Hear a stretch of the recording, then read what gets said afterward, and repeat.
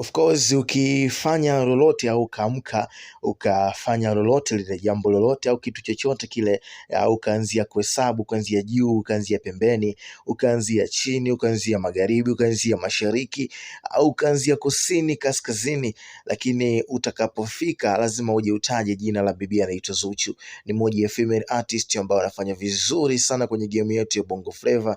Ni moja wa wasanii wa kike ambao wana namba nyingi sana kwenye platform zake, kuanzia YouTube na zinginezo kuweza kusambazia muziki. Nazungumzia Audiomack, Boomplay na huko mbako muziki inakuwa inauzwa, sio bana. Zuchu kwa upande wa YouTube ndo mwanamke pekee kutoka Afrika ambaye of course anashikilia namba kwenye idadi ya subscribers wengi katika mtandao huo wa YouTube, lakini pia anaongoza pia miongoni mwa watu ambao wana idadi ya watazamaji wengi katika platform ya YouTube.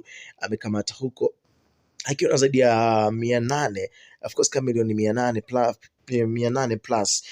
Ukija kwenye idadi ya watu wasanii ambao wana ngoma ambazo zina views nyingi, ya ngoma ambazo zimetazamwa sana, Zuchu yuko pale akiwa na ngoma ya Sukari yenye watazamaji zaidi ya milioni 100. So moja ya vitu ambavyo of course kama female artist, na as you know kwamba kwenye game yetu kuna uchanga au uchache wa wasanii wa kike katika game ya Bongo Flava. So kuna baadhi ya vitu ambavyo Zuchu amefanikiwa navyo kwa mwaka katika lebo ya WCB, kulinganisha namba ambazo amekuwa akizifanya na au akizipata moja kwa moja katika game yake ya Bongo Flava ambayo amekuwa anaifanya. So hii ni platform kubwa sana ya kuweza kufanya vizuri, na ni moja wa wasanii ambao wanapokuwa wanachia ngoma, mitaa inakuwa inaitika kwa namna yake na mitaa inakuwa inasema. Of course aliachia album yake mwaka jana Peace and Money, imefanya poa baada ya kushirikisha wasanii kama of course kutoka Nigeria ambao waliweza kukamilisha